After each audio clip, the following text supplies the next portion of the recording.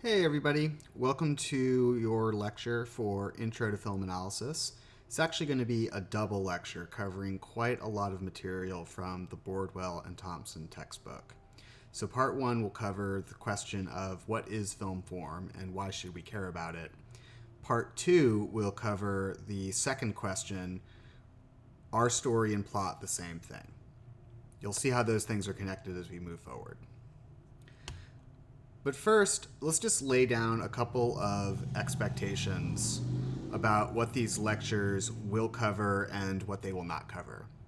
So I will let you pause the recording here and read through these points on your own time. The gist of the point that I'm trying to make here is that you cannot do well in this class if you approach the workload as I will listen to the lectures and that's it. That won't work well for you. What you need to be thinking of these lectures as is a supplement to what you're going to be learning in the screenings, in the readings, and through discussion sections. Kind of an anchor around which these other course components revolve. So that's the gist of this slide. And also the gist of this slide as well, which I will again encourage you to pause the recording here, just take a look at these, make sure you have a good grasp on what I'm saying.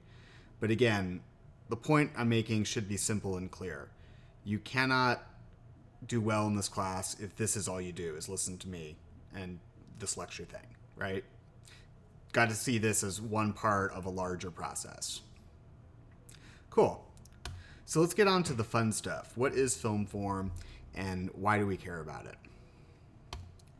I think most people, when they talk about movies, are thinking and talking about content. The question of what happens in a movie.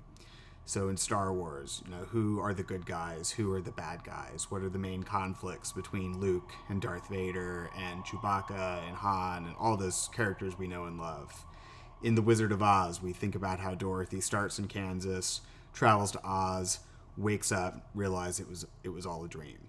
Casablanca, the meeting on the tarmac, very, very famous scene where Humphrey Bogart lets Ingrid Bergman go off for the good of the fight against World War II.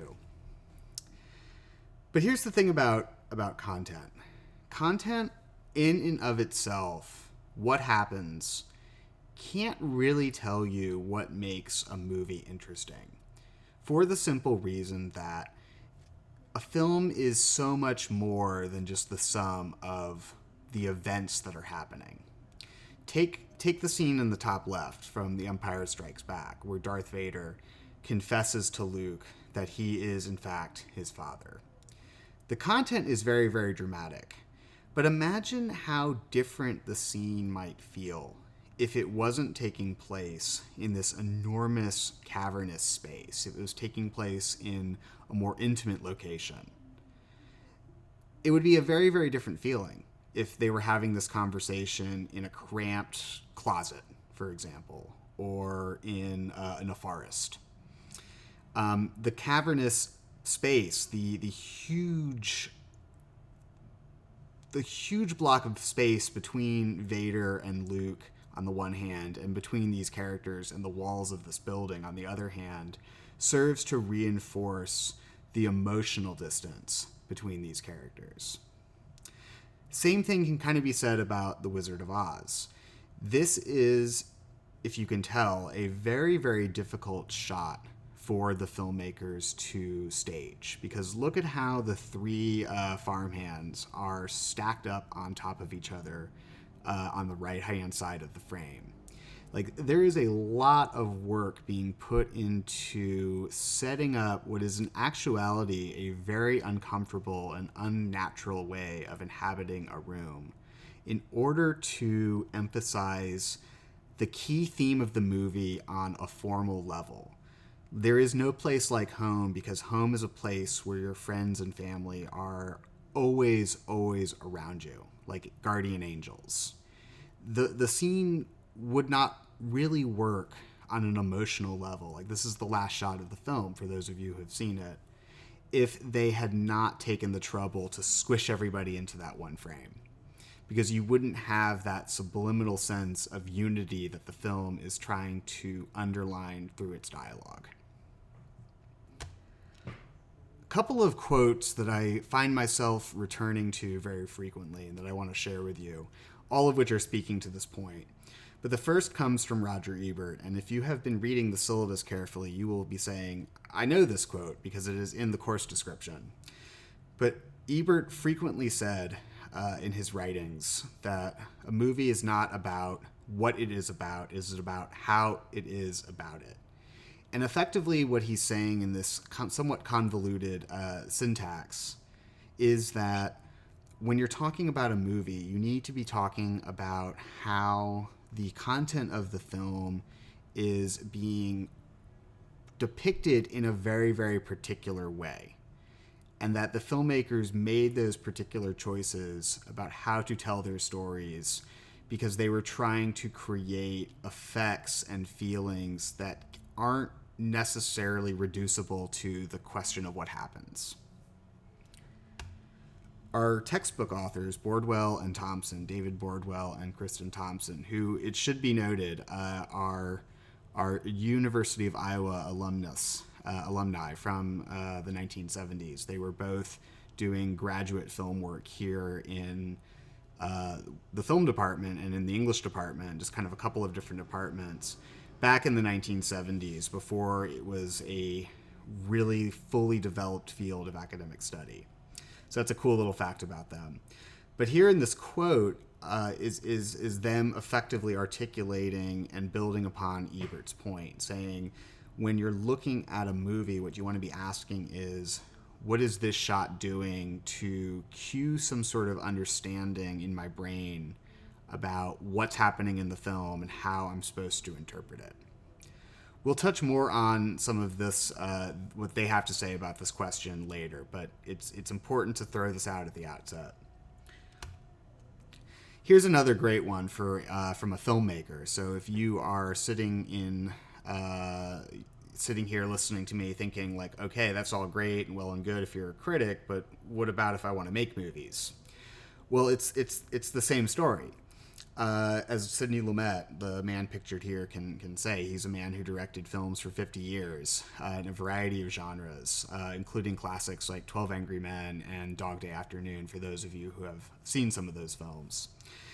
And he writes in his book, Making Movies, that there is simply no such thing as a small decision in filmmaking. Everything in the movie, from decisions about casting to decisions about what kind of music to use, to decisions about do you shoot the scene in the daytime or at nighttime, all of this is going to contribute in some small way, shape, or form to the overall effect that your movie has on your audience.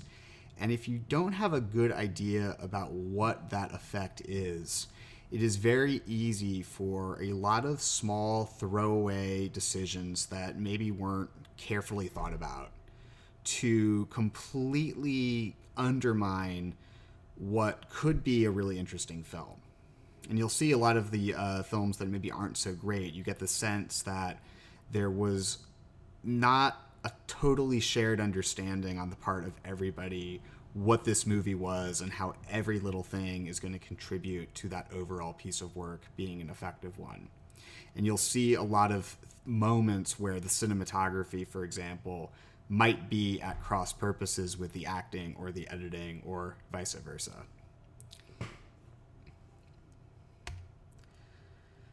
So we talk about form because form is the thing that allows these films to really speak to us in an intellectual and an emotional way. And I would encourage you here to just pause real quickly and do a thought experiment with some of these images and just ask yourself how alternative ways of staging some of these iconic scenes from the history of the movies might profoundly change how you respond to them. So, for example, imagine that scene from The Empire Strikes Back in a small, cramped space instead of this large, open cavern. Imagine what Casablanca or The Wizard of Oz might be like if they had been filmed in color, or if these particular scenes from The Wizard of Oz had been filmed in color. It would be a different feeling. It would be a different movie.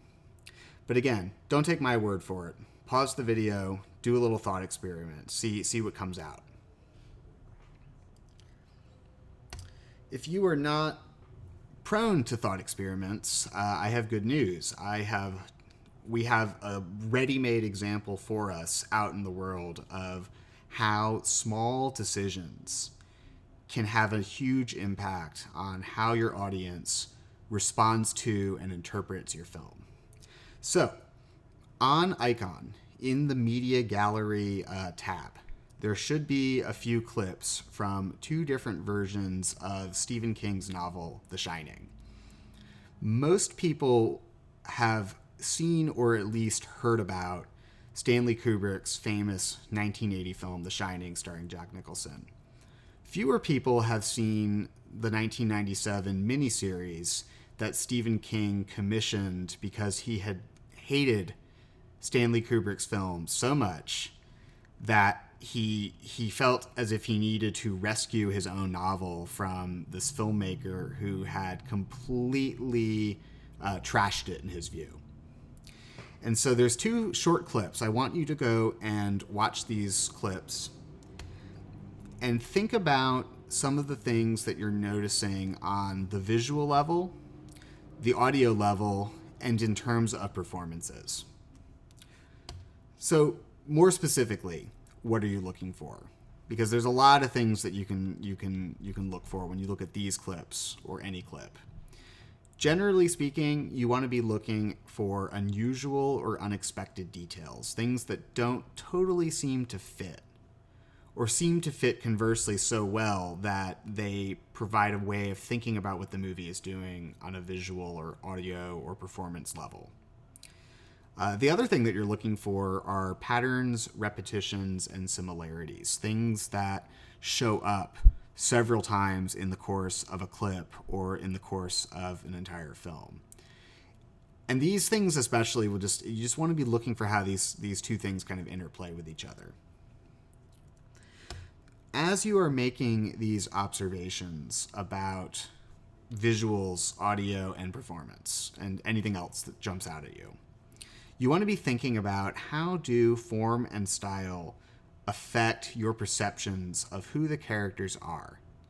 You want to be thinking about how formal decisions in the visual and audio and performance tracks are affecting your expectations about what will happen next, who these characters are, what they're going to do, what kinds of conflicts they might run into. And the last thing that you want to think about is how do visual, audio, and performance decisions affect your understanding of what the story means on a symbolic level, the themes, the stuff that's below the surface.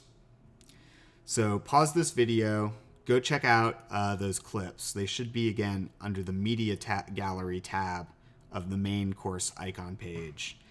And then come back here and I will tell you some things that I always think are really cool about this clip. So if you have returned, now I'm going to tell you what I think is really cool about these clips. As you can see, there's a lot of things that are virtually identical across these two clips. Some of the same shots are like literally replicated in the 1997 version. But the scenes have a very, very different effect, I think primarily because of two things that Mick Garris, who directed the 97 version, does differently than Stanley Kubrick. Thing one, the music is extremely different in the 1997 version. The 1980 Stanley Kubrick film uses very ominous modernist music from the experimental music scene in Hungary, and it creates this foreboding sense of dread that you absorb while watching that 2-minute scene. By contrast, Mick Garris uses much more upbeat and cheerful music, and it creates this sense that this is a family that really cares about each other, not a family that is already kind of fallen apart and is driving into almost certain doom, but a family that really has a future that may be interrupted by something horrific happening at the hotel. So again, it's substantially the same story, but the tone is very different because of the music. The second thing that makes the two clips very different from each other in terms of how they feel and how you interpret them is the difference in casting. Jack Nicholson is an actor who has a sense of menace about him because he has played so many roles in a villainous register. Whereas Steven Weber, the actor in the 97 version, is best known for sitcoms, at least he was at the time. And so he brings to the character, without a word being said, just this affability that he has kind of in his body just as a sitcom actor, as someone who is best known for making people laugh. And you respond to him much more warmly than you do with Nicholson, who has this reputation then and now as this brooding, serious, intense, kind of off-the-wall crazy guy. So this isn't an exhaustive read of the scene, but this gives you a sense of how, again, small differences, small decisions about who to cast and what kind of camera angle to use and when to use music and so on and so forth end up making a huge difference in terms of how you interpret and respond to film. So here are a few terms and concepts that are discussed in the Bordwell and Thompson reading. I would encourage you very strongly when you get a hold of your textbook to really focus in on this section and read through what they have to say about the different ways that movies can communicate meaning to viewers. But suffice to say, there's a couple of different layers. There are referential meanings being the most literal and direct statement about what the film is showing you. Like, these are the statements of The Shining is showing me a family driving to a motel or a hotel through the Colorado mountains. Like, literal descriptions of what you are seeing. Explicit or implicit thematic meanings are like the things that are just below the surface, the things that the film isn't directly telling you necessarily through dialogue, but is maybe showing through action. So, for example, The Shining is often seen as a story about alcoholism, about a family that can't hold its connection to each other in the face of turbulent times. Like, these aren't necessarily things the film comes out and says. Like, there aren't necessarily scenes in these movies where these characters are saying, oh my goodness, my family is falling apart and that's because I've been drinking. But it's embodied through the action. And then symptomatic or cultural meanings, that's one level further down. That's the statements about how a film is connected to the politics of the time, historical events that may have been happening around the time of the film's production or release, statements about how the film is contributing to a larger ideology about gender or sexuality or race or class or anything else. And so all of these layers of meaning are in most films operating interdependently, sort of with one another, and they are all very deeply connected. And the challenge of film criticism and the challenge of filmmaking is to think about how to draw those connections and those meanings, which may or may not be obvious all the time. How do we draw them out?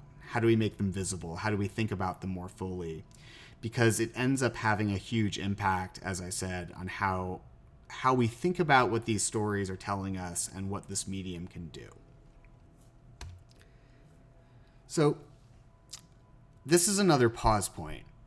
I want you to pause the video here and just pick one or two of your favorite films. Find a scene from them. YouTube is a wonderful resource for short clips of films.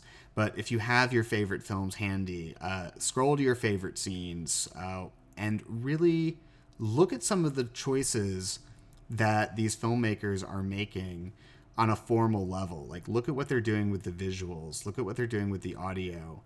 Think about the performances and ask yourself, how are these specific choices contributing to my sense of what the movie is about?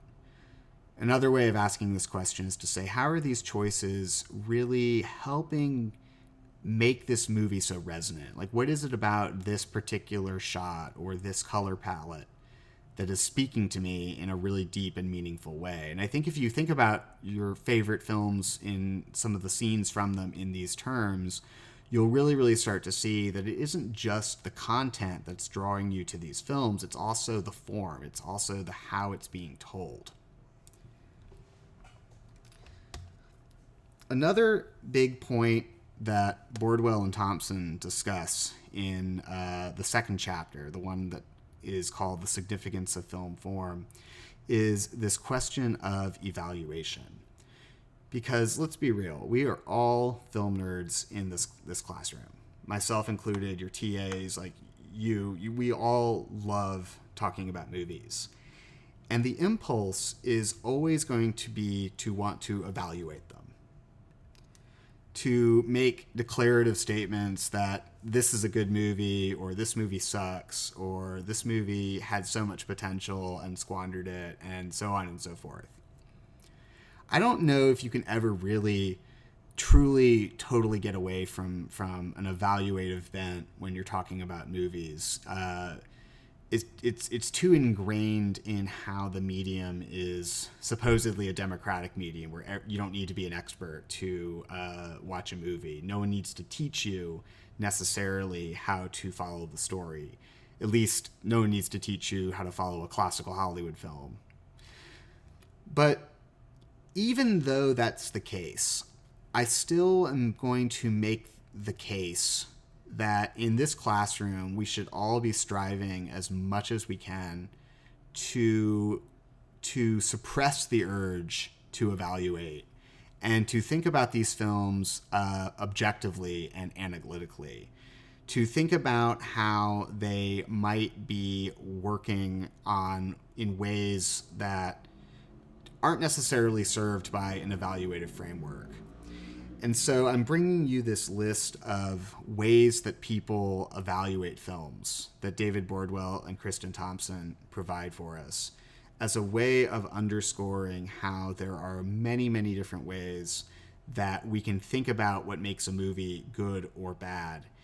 And sometimes we just have to switch between them, and then sometimes we have to discard them altogether. And doing that usually ends up really teaching us something valuable and interesting about how these films work. And it ends up opening up your horizon of possibility and makes it easier to approach and appreciate films that would otherwise be very, very difficult to get into. So this is just a long-winded way of saying that there are going to be some movies in here that you're not crazy about from a just gut level standpoint. And that's cool. That's totally okay. Like, these are not anybody's idea necessarily of films that you're going to just want to sit down and watch when you're bored. Maybe one or two of you. I don't want to say everyone. But that's okay. Like, they're working in a different way, and this is just a way of saying that be prepared not necessarily to like everything that you see, but be prepared to find something interesting to say about it, about how it's working on a formal level or about how it's connected to a larger cultural context. Whew, that was a lot of words. Definitely, this is a great pause point. So I would encourage you at this point to pause the video, take out a piece of notebook paper or your notebook or a Word document on your computers, and just try to jot down a few main points from the lecture that I just delivered on film form. Just try to jot down a few things, jot down a few key terms, jot down a few questions that you may have for your TAs or for me, your instructor. And this will just be a great thing to bring into your discussion sections on Friday. And you can say, listen, I listened to this lecture and here are some questions. And that will make the TA's job so much easier because they will then know exactly what you want to learn to more fully appreciate what makes a film like Citizen Kane interesting and some of these points on film form that I'm making. So pause here, and when you come back, we're talking about our story and plot the same thing. So, our story and plot the same thing. For many people, the answer is yes, of course they are. What are you talking about? Like, that's a silly question. And that's often the case. You'll look in the dictionary and these terms have virtually identical definitions. But Bordwell and Thompson, and consequently everyone in this classroom, use these terms in a very, very specific way. And so I really want to underline what those terms mean for Bordwell and Thompson, not because I necessarily think that they're smarter than the people who write the dictionary, but because their use of these terms can teach us something really, really interesting about how film narration works. So the other thing that we're going to do in this portion of the lecture is work through that all-important story plot distinction that Bordwell Thompson make through reference to the film for this week, Citizen Kane, which has the unfortunate distinction of being known as one of the greatest films, if not the greatest film ever made. And I say unfortunate distinction not because I think Citizen Kane is a bad movie. Citizen Kane, I think, is a great movie, but no movie can really stand up to that claim that a film is the greatest film ever made. When someone tells you that, your first impulse is always going to be to say, "Nuh-uh, like no way." Actually, the greatest film ever made is Aliens, or The Untouchables, or whatever it is that in your gut reaction says is the greatest film ever made. So get that out of your idea, that idea out of your head right now. Citizen Kane is not the greatest film ever made, but it is a very interesting film from a number of different evaluative frameworks that were proposed and brought up at the end of the previous lecture. And I hope to suggest by the end of the lecture how even if this film wasn't necessarily the greatest thing you'd ever seen, it's still interesting from a formal level. It still tells us something cool about how a movie can tell a story. But before we get into that, I'm a child of the 90s, so of course when I think of things, I look for examples in the great animated television shows of the late 90s and early 2000s. Of course, Family Guy being one of them. And there's a wonderful little bit about Citizen Kane in an early season of Family Guy that I want to share with you, or reshare with you if you've seen this episode But before. I rented those for Peter. He got banned from the video store for taping over their movies. Rosebud. Is his sled. It was his sled from when he was a kid. There, I just saved you 2 long, boobless hours.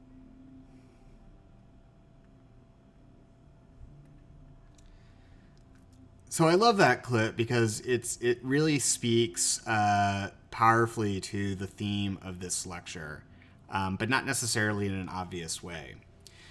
But here's the question I want you to think about. How does Peter miss the point?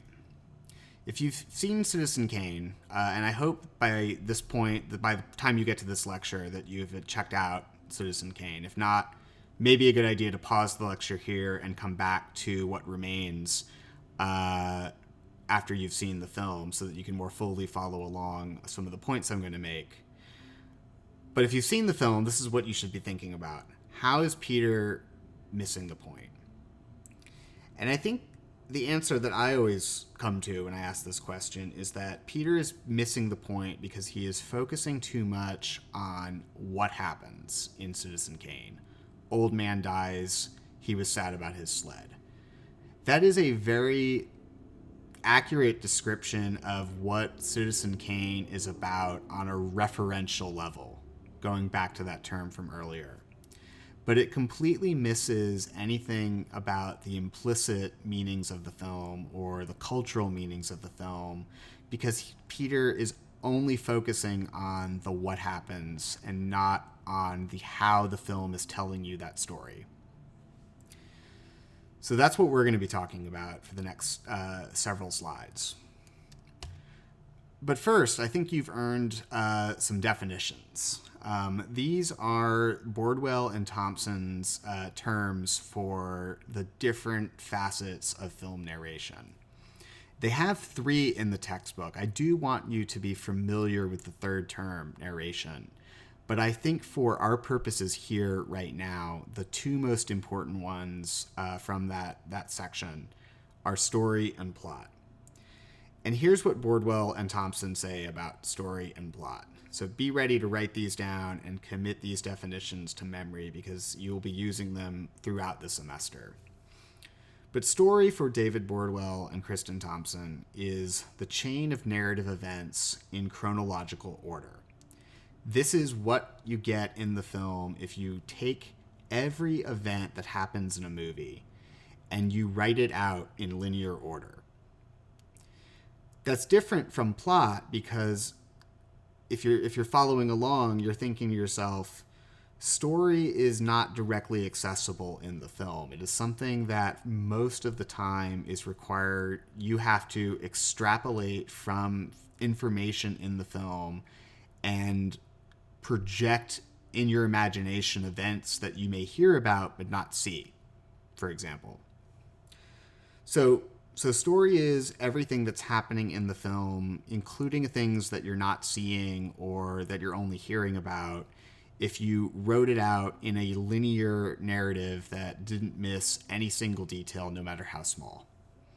Plot, on the other hand, is what most people, I think of when you say, what's the story about? It's the direct representation of narrative events in a film. So this might be blowing your minds a little bit, and not necessarily in a good way.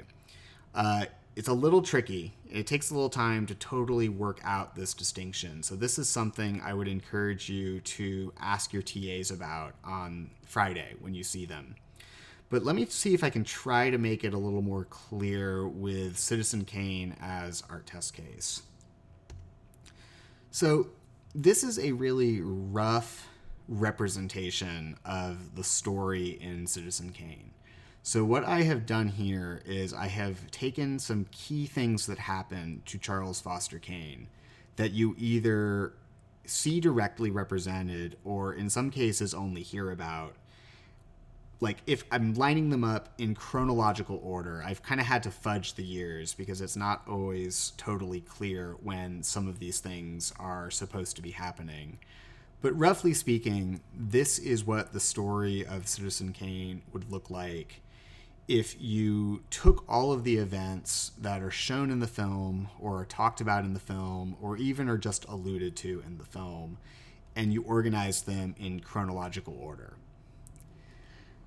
And this is obviously not what Orson Welles, the director, and Herman Mankiewicz, his screenwriter, were interested in doing. Sometimes you do see films where the filmmakers do this process of saying, what is the story laid out from start to finish? And then they say that we're going to just film that. You do see that happen sometimes. But more often than not, filmmakers will have that big story Bible, sometimes called in television, telling them that this is all the events that happen in linear chronological order, and they will most of the time get to a point where they say, we don't need this thing in the middle, or we can move this thing at the end to the start. And they start rearranging the story, and that's where you get the plot. So here's the plot in Citizen Kane. All of those events that we discussed just momentarily ago with story can be slotted into this rough and very broad plot segmentation of Citizen Kane. And you can see here, even if the film isn't your favorite thing ever, which that's totally fair, how complex it is from a structural point of view. This is the reason why this film wins an Oscar for Best Original Screenplay. The only Oscar really this film wins. And that scene for by many people is like, oh my goodness, how did that happen?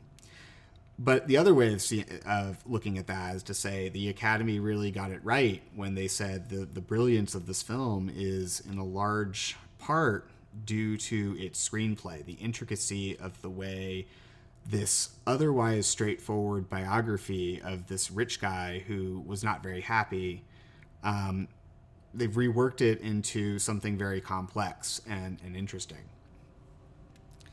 So again, thought experiment time. Pause the video, and I would encourage you just to think for a moment or two about how this organization that you are seeing here fundamentally changes what you know about Charles Foster Kane as a character, how you relate to him, and how you understand the various story events that are presented in the course of the film. Because they had the opportunity to do a straightforward film, and they elected to do this. And it's worth thinking about how Citizen Kane is a different film on a fundamental level because of it.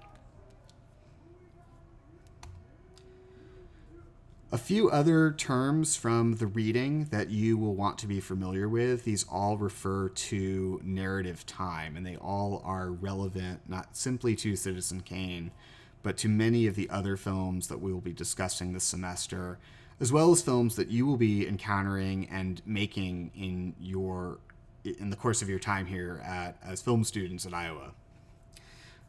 So again, 3 terms: order, frequency, and duration.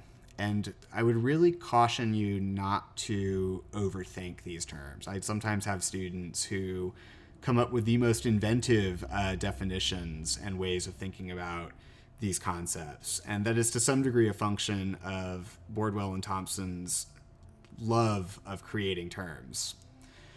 So resist that. This is really pretty simple. Like, order is basically you asking, has the plot presented the story linearly, or is it being told out of order? Frequency is, are you seeing the same event shown one time, or do you get to see the same event multiple times, maybe from multiple points of view or with different things emphasized, so on and so forth. Duration. How long do events take? Like, how long is something happening in the world of the story? And is that the same amount of time that it takes in the plot, or do those two timelines diverge?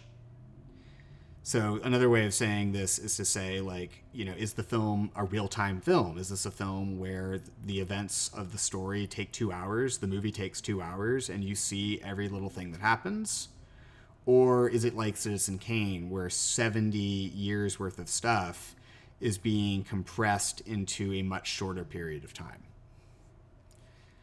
So again, I know these terms can be a little tricky at first, so I would encourage you to really kind of think through what they mean, try to come up with some of your own examples, and bring them to the TAs or send them to me. And we can happily help clear up confusion, but they do take some time to kind of grasp, so it's important to start practicing them now.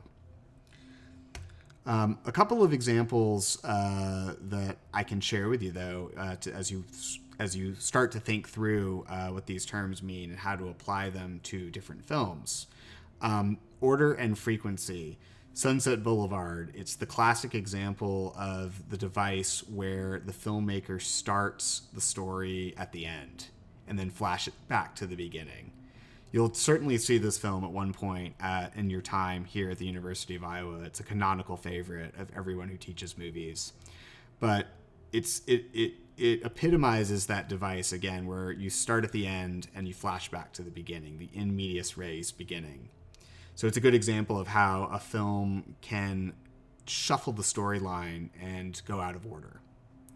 A more recent film that I know many students love, rightfully, in my opinion, is Quentin Tarantino's Pulp Fiction, which is both a movie where a story is being told out of order The events of that film are not told from start to finish. Like, you have like an in medias res beginning, you flash back, you flash forward, it jumps all around before cycling back to the beginning.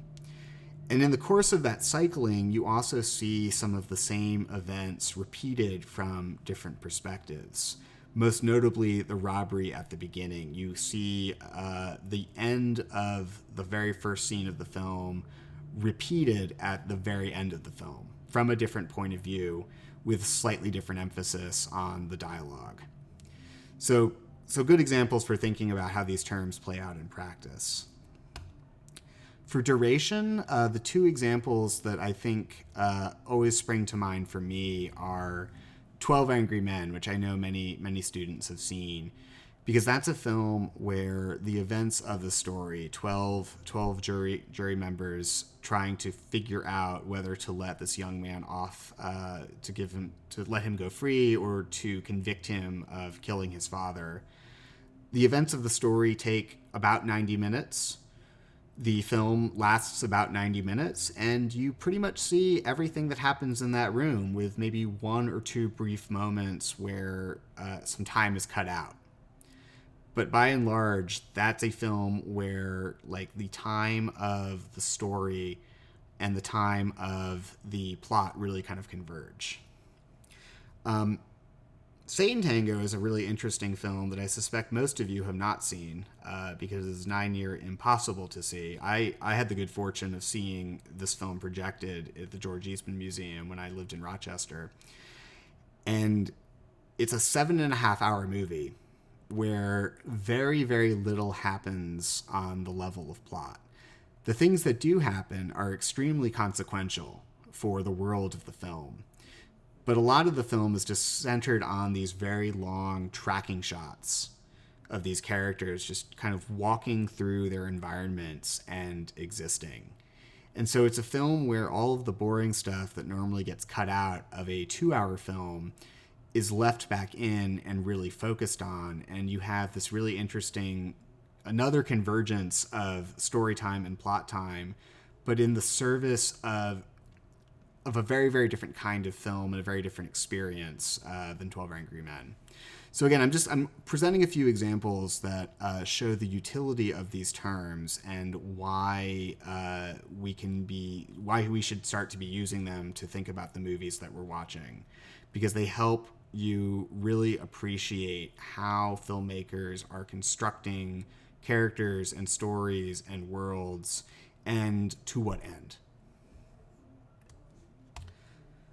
But let's get back to Citizen Kane for a moment, since it's the film that we have theoretically all seen or will soon see, and think for a moment about how these terms, order, frequency, and duration, can apply to Citizen Kane. So here are just a couple of statements about the film that I hope will further solidify what these terms mean and why they're useful, while also opening up your appreciation for Citizen Kane as a movie. So the plot, again, the film's presentation of the story, is organizing the narrative events of the movie in non-chronological order. And the primary way the film does this is through the flashback, where the characters are telling Mr. Thompson, the reporter, "Oh, I remember Charlie, here were the years." The plot generally does not repeat, unlike Pulp Fiction, like the plot generally does not repeat the same story events from multiple points of view. Most things that you see only once, even though the film doubles back to some of the same conflicts from multiple points of view. There are, however, a few brief moments where you do see the same thing happen twice. The most notable example is probably the opera scene, where the first time you see the opera, it's from, I believe, Bernstein's perspective, and then the second time, it's from Leland's perspective. So you have two different perspectives on the opera. The last way that you can very briefly apply these terms to Citizen Kane is to just note, and this is where it gets really crazy, I think, that the film is compressing 70 years of story time into a few short days of plot time, the span of Thompson's investigation, and 2 hours of screen time. So it's really juggling an enormously complex timeline. Like, an enormous amount of events have happened in Charles Foster Kane's life, the life that the filmmaker and the screenwriter have imagined for him. And they have done the juggling act on display in this film in terms of what moments of time have been selected for us to watch and how they have been sequenced and when we sometimes see something repeated and how long it all. I mean, it's extraordinary. Like, very, very few films have the same degree of narrative complexity as Citizen Kane. Another great example that illustrates the utility of these terms is the breakfast table scene. And I would encourage you to take a look at the scene in close detail on your own time. It is a great contender for the shot-by-shot analysis assignment that will be due right before Thanksgiving. But you have here a great example of how the film is compressing an enormous span of time. Events that are happening in the story, if you wrote it out chronologically, are happening just kind of throughout and all along. And they have lifted those events. They have taken them, they have lifted them out of their context, and they have stitched them together. And by doing so, you have, in the course of 2-3 minutes, this enormous recognition as to like what the years these characters have spent together are doing to their relationship and how that relationship has changed over time. It's really, really fascinating. Check this scene out. It is justly one of the most famous scenes in the history of the medium. But the other thing that I would encourage you to do here is, again, to pause the video and to think a little bit about your own favorite films and how you would describe those films using these terms. How have the filmmakers organized the story information into a plot? Like, how would you describe the order, the frequency, and the duration of events in that film? And really think about, like, don't just like check off, write down those observations. You want to be thinking about, how is this contributing to my overall interpretation of the film? How are some of these decisions that maybe I hadn't thought about before with respect to story, plot, order, frequency, duration, how is that maybe resulting in a film that is really speaking to me very, very powerfully, whereas other films don't have that effect? I think that you'll find when you start thinking about narrative structure in these terms that the films that really stick with you, these things are being used very purposefully. So there are a couple of other terms to describe narration that appear in the textbook, and I want to use the next few slides to review these terms and provide some definitions and examples that will help you think about how they apply to Citizen Kane. The two biggies are range and depth of narration. Range referring, of course, to the number of characters or perspectives that viewers are allowed to follow, and depth referring to how much information viewers have about what characters are thinking or feeling. These can be, like the other terms, a little tricky to grasp at first. So don't hesitate to pause the video and really kind of rewind and review if you need to. But we'll start with range. Two ranges of narration are described in the textbook. The first is restricted. Restricted is a plot that represents the story from the perspective of only one or two characters. The viewer only knows as much about story events as these characters. As opposed to unrestricted, which is the plot representing the story from an omniscient point of view. and the viewer in this mode of narration knows more about story events than the characters in the film do. Now, it's not an either or, and this is going to go for a lot of things that we discussed in this class. It's not an either or, it's more a continuum of possibilities. Very, very few films are purely 100% restricted, and there are very, very few films that are purely 100% unrestricted. Most of the time, a film is somewhere on the continuum between these two poles. But the nutshell way of thinking about range is, in effect, to ask a simple question. Who knows what, and when do they know it? So this is just another way of saying, are you learning about things at the same time as the characters? Or do you learn about things before the characters do, or maybe in some cases after they learn about it? Some famous examples of restrictive narration. Memento, Christopher Nolan's second film, which I suspect some of you have seen and would encourage the rest of you to check out at some point. It's really quite great. Is a film that's memorably told backwards. The story is being presented in the opposite order in which the events actually occur if you line it up chronologically. And that is a device that Nolan employs so that you only learn about story events at the same rate that the character does. And the character suffers from amnesia. So it's a way of preventing the viewer from having full knowledge because the character does not have full knowledge. Another example of restricted narration is Alfred Hitchcock's very famous film Vertigo, in which a detective is hired to investigate a dead woman. And for most, or a woman who is suicidal and is her husband is worried that she will soon be dead.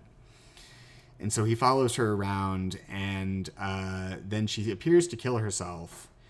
But the viewer discovers that she is actually an actress, and that the whole thing was staged for nefarious purposes, collecting insurance money, that kind of thing.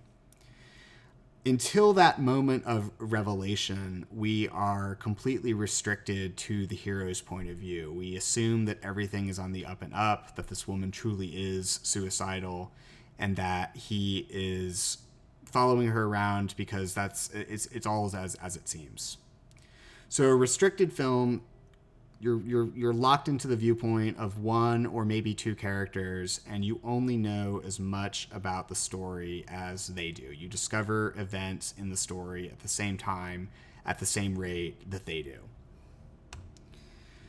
Unrestricted narration, the other side of the continuum, are films, these multi-ensemble, huge cast of character films where the filmmaker will move between or juxtapose a variety of different perspectives.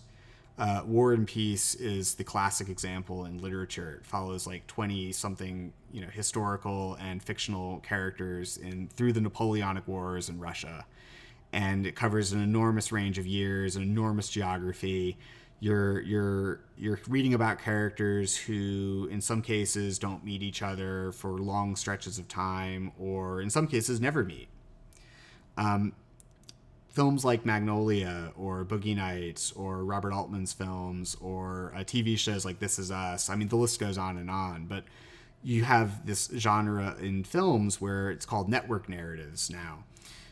Films where you follow an enormous range of characters, and sometimes their lives intersect, sometimes they really they develop relationships with each other, and then other characters are put into the story or into the film to act as a thematic counterpoint. Stories where the characters don't necessarily meet each other and they don't know about each other's existence, but we're allowed to see all of these characters because that speaks to what the filmmaker is trying to say about community and alienation and blah, blah, blah, blah, blah. So unrestricted narration, large cast of characters, you tend to know more about what is happening in the world of the film than those characters. Is it possible for a film's narration to be both restricted and unrestricted? Yes. Yes, again, because this is not, again, an either-or situation. It rarely is. A film may be 90% restricted to one or two characters' points of view for most of its runtime, before in the last 10 minutes suddenly giving you access to information that none of the characters have. I am, of course, talking about Citizen Kane. Citizen Kane, for most of its runtime, is totally restricted to the perspective of one character, Mr. Thompson, the reporter. You follow him. He is your viewer surrogate. He is asking the questions about Charles Foster Kane that you would be asking if you were the reporter. And he is searching for the juicy, meaty, like the meaty bits that you would be wanting to see if you were, like, again, in his shoes. So from one point of view, Citizen Kane's narration is highly restricted to what Thompson knows about Kane, as well as to what the other characters know about Kane. Like, Jed Leland only tells the reporter what he knows about Citizen Kane. Same thing goes for Susan Alexander and Thatcher. They only present what they saw of Kane. And so the film is very, very restricted to what these narrators know. And none of these narrators knows what Rosebud means. Which is why it is so significant that the film, in the final moments of its runtime, nearly 2 hours after it starts, breaks away from the point of view of any character that we have seen in the film and gives us this beautiful shot of the sled. None of the characters in the film sees this. We are the only ones who have access to this information. So you can see, like, a film starts in a restricted mode, but near the end it opens up into an unrestricted mode. Or sometimes the opposite happens, where a film will be very forthcoming about what is happening, will be willing to tell you things about the world of the film that characters don't know, but in the final moments might shut it all down and give you a cliffhanger ending where you share a character's confusion about what happens next. So again, think about some examples from your own film-going history, and I think you will start to see how some of these terms become really fun and interesting. The next and last big thing to discuss for how film narrative works as a formal system is narrative depth. And there are 3 types of narrative depth that are described in the Bordwell-Thompson reading. One version of objectivity and 2 versions of subjectivity. So objective narration is the film representing what characters do and say. Most movies in the Hollywood tradition are objective most of the time. This is sort of the default. Perceptual subjectivity, the first kind of subjectivity, refers effectively to point of view shots, something we'll talk about in more depth when we discuss editing and cinematography. But it's when the film represents what a character is seeing or hearing. In contrast to mental subjectivity, which is when the film represents characters' memories, dreams, fantasies, or hallucinations, the things that characters are feeling and imagining. So in effect, this is a question of how much do I know about the character's thoughts, perceptions, and/or emotions. A couple of visual examples just to hopefully underline it a little bit more, but perceptual subjectivity, the classic example is the point of view shot, where you see something happening in the world of a story through one character's eyes. You also have something called, which we'll again talk about more in the sound unit, the audio point of view, where you might hear but not necessarily see what a character is hearing. Filmmakers often do this by turning up the sound on a particular source and then turning down the sound on everything else, creating this sort of heightened sensory perception effect. Very, very few films, however, are organized completely around perceptual subjectivity, which makes the few examples and almost examples really, really fascinating. So one of the only films that actually uses perceptual subjectivity for more than 85% of its runtime is this 1947 film noir called Lady in the Lake, where it's a detective story. So it's actually quite restricted as well to its protagonist's point of view. But much of the first half of the film and huge segments of the second half are completely told from the detective's point of view. And you have these really wacky shots where he walks up to the mirror, the camera walks up to the mirror, and then you see Robert Montgomery standing in the mirror. It's crazy.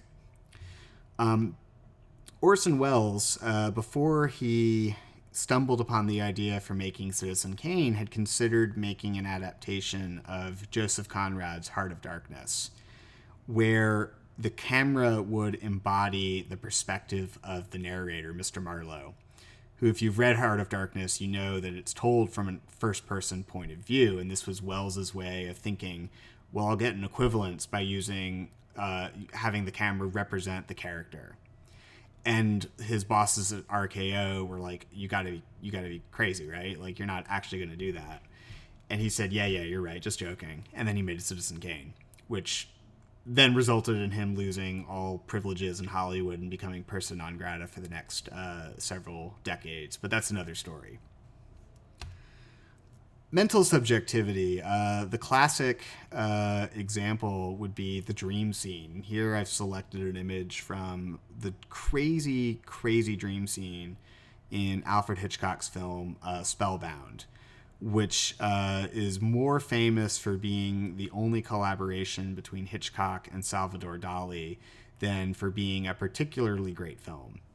But you have this ridiculous dream scene about halfway through the film, which was severely kind of cut down in the final release. But it's just crazy. It's crazy representation of the sensation of dreaming and of what the subconscious might look like if we represented it artistically. Another example, or genre of examples for mental subjectivity, is the drug film. And these are like the only films that really commit to mental subjectivity for the entire film. Films like Fear and Loathing in Las Vegas or Climax, where more or less from start to finish, the filmmakers are using cinematic decisions to represent the experience of losing your control of your body and or mind on hardcore drugs. These are the exception rather than the rule, though. Most films are not committing to mental subjectivity for their entire runtime. More frequently, it is a brief moment in a film that is, by and large, representing events objectively, what the characters are doing and saying. Same question as before, though. Can a film use both objective and subjective narration? The answer is unequivocally yes. And I think Citizen Kane is a good example of how a film will move between different modes of narration. Because think about it, like when you are looking at Kane, you never really get access to what Kane is seeing and hearing or thinking and feeling. It is always from the outside, right? But when you look at how you are getting his story, you realize that you are also looking at narration that is in some sense subjective.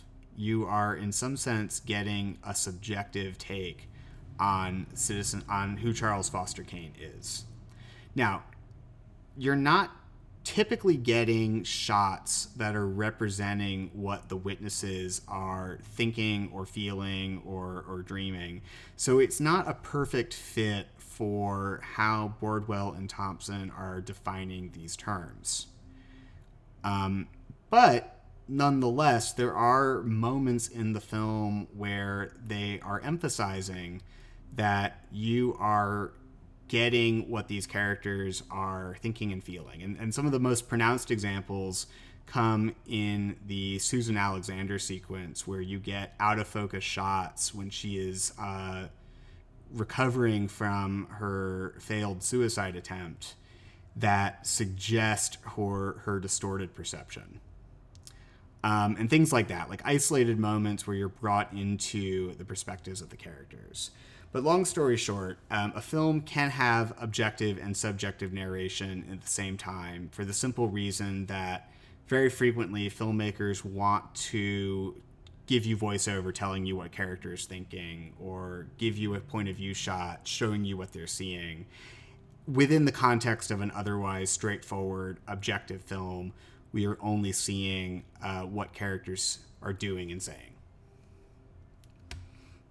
So again, these terms can be a little tricky the first time that you are learning about them and trying to use them. So I would encourage you to spend some time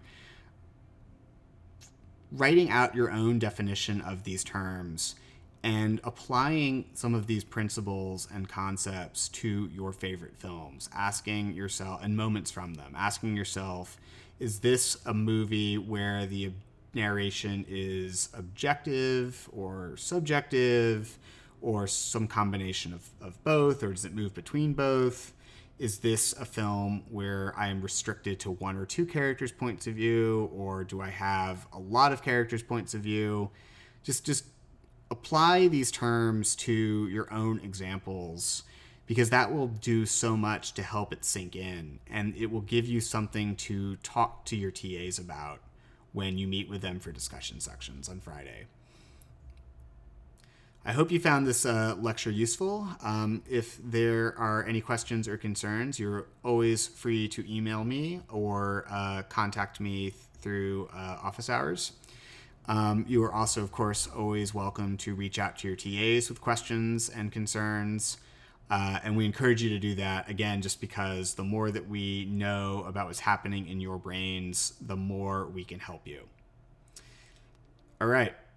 Catch you next time.